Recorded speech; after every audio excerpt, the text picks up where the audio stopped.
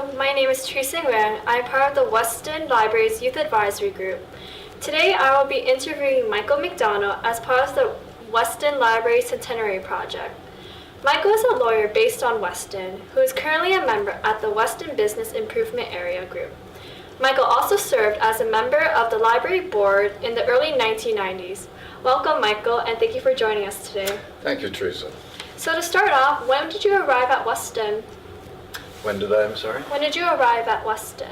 I arrived in 1962, and I had married, and my wife was from Weston, so we settled in Weston, the south end of Weston at that time. The south end of Weston? Yeah, below Lawrence, Clouston Avenue to be exact.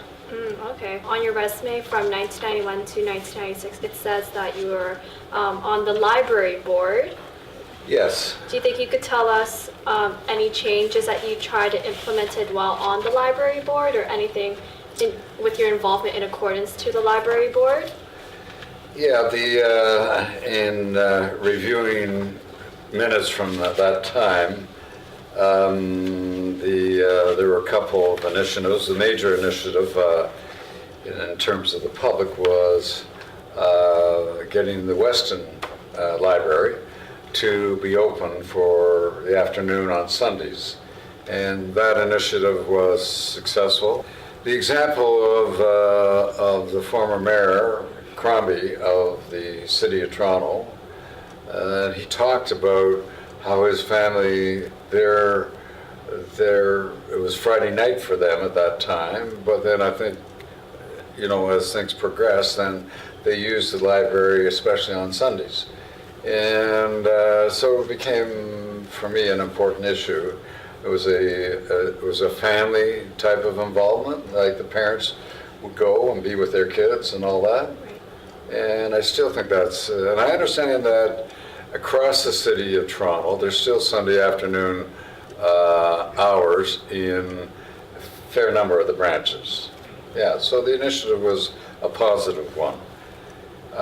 The library board was, at that time, it's my judgment that it was a little bit on the insular side, and they were deferential, which was okay, but they were very deferential to council.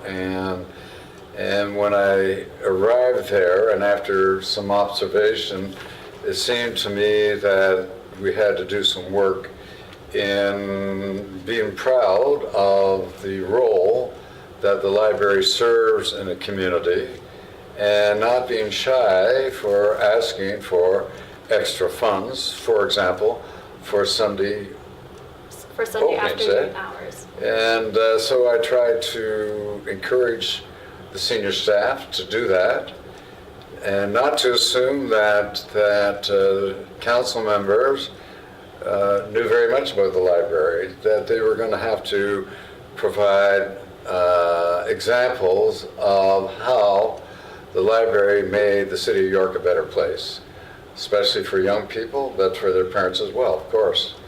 So that's what I did try to do. And I think there was progress in terms of how their presentations were heard. But at that time, then they switched from council as a whole to senior staff members, and that was a different kind of challenge. So that was about it. So after the library board, on your resume it says that you've moved into the Weston Business Improvement Area. Is that Yes. correct? So I was just wondering, why did you decide to join such an organization? Well, when I got elected councillor, I didn't have a decision to make. You automatically became a member of the Weston Village BIA. As it was known then, it was just Weston BIA, Business Improvement Area. And so I was with that organization, and I continued to be with that organization, other than basically an absence for about 3 years recently. But I'm not sure that the business improvement areas are understood well, but certainly the Weston public understands the Weston Santa Claus Parade. And we've been doing a parade since 1980. And when I got there in 91, 92, it was a good effort, but I thought there was room for improvement. So ever since then, almost continuously, I have been quite active in the staging of the Santa Claus Parade. And there have been some super duper Santa Claus parades. Yeah. And even when it's not super duper, for a small community, it's been very good. It's a good show anyway. Yeah, the big initiative for the Weston Village BIA, and people don't necessarily connect it, but it's the Weston Farmers Market. And that also is an initiative that goes back to the late 70s. And I remember the first year, I mean, you'd be lucky to get 200 or 300 people out to the farmers market. Now, it's a community feature that people go. Yes, they go to shop, but they also go to talk to their neighbors. It's a meeting place. I've noticed there baskets of hanging flowers around Weston, and was the Weston BIA involved with that? Yeah, that was a BIA initiative, and there's also a brand new initiative on South Station Street, which carries on over onto Lawrence. And this is a new initiative involving new landscaping, which is self-generating, doesn't require the intense watering that hanging baskets do. And because South Station Street, with the new station now being south of Lawrence, is going to be a major walk path, then this new landscaping will be tremendously attractive. And then on both sides of Lawrence, one on the Scotiabank side and one on the York Active Living Center side, will start to make Weston a very attractive place to visit. And I was speaking to our coordinator today, and now all the decorative poles from basically, this is King, right? Yeah, from King Street, all the way down to Wilby Crescent are all lit up again, and it makes for not only a decorative, attractive to the streetscape, but it's also, I think, makes people feel secure when they're coming down to Weston Road at night.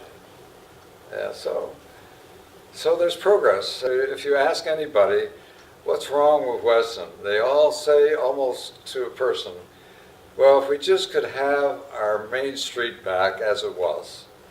And so we talked about, and it's still in the works, because when the Metrolinx project finishes, we think we can create a mural for the west side of Weston Road, as it was in the 40 to 50, and the east side.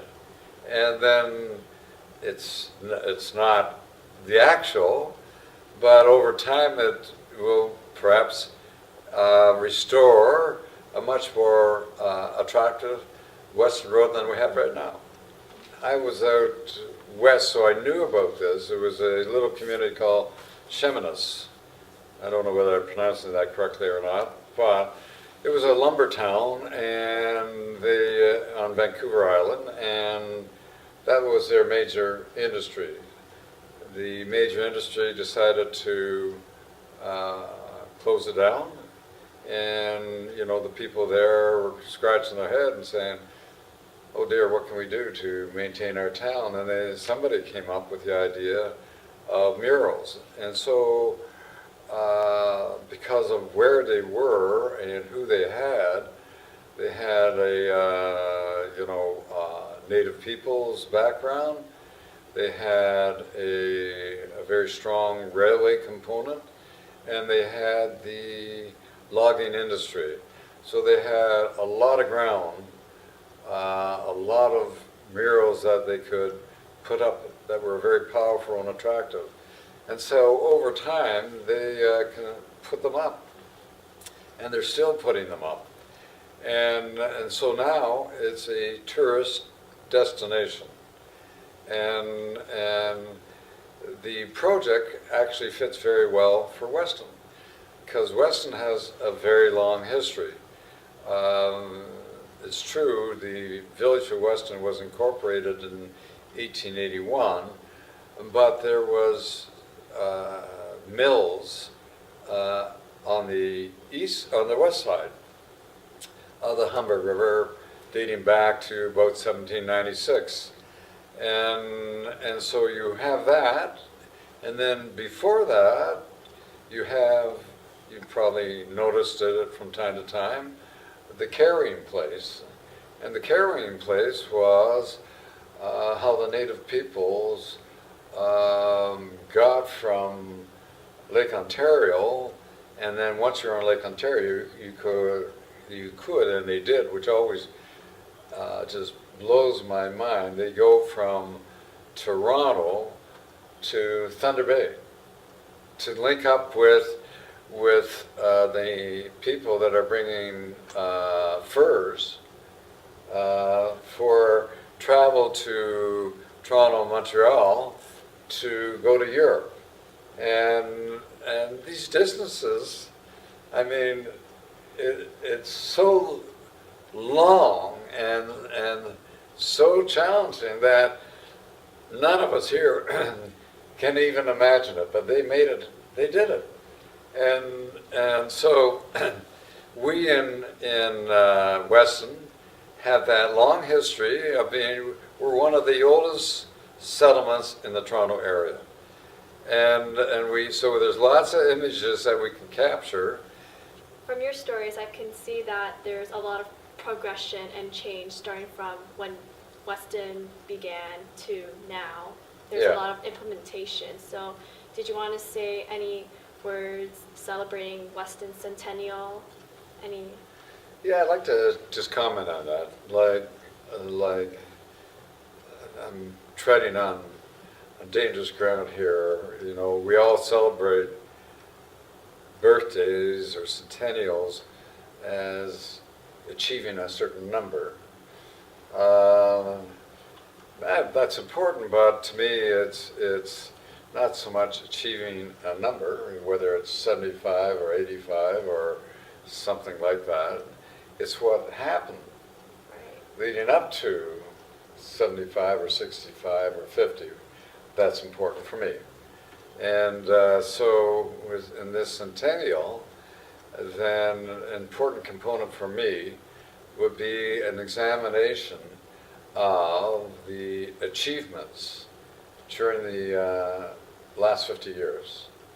And from the outset, if in fact there were achievements that went forward from the outset. And because there's lessons and guidelines and sources of inspiration, and if you look at achievements, if you look at the fact that, and it's a proud moment, no doubt, 100 years, but for me, you have to go beyond the years and pull out the achievements, so they in turn can inspire the next generation coming along. So I think that's a key thing. Mm-hmm. It's good to look back on all that Weston has become and was, and to see from there and just change from there, learn to improve. So I agree with what you say. Good. So So on behalf of the Toronto Public Library and the Youth Advisory Group at Weston, I'd like to thank you for coming here to sharing your stories about Okay. Weston's progression, and to thank you, we would like to present you with this card. Oh, aren't you kind? Isn't that nice? Thank you so much. Thank you for being here. Okay, Teresa, thank you.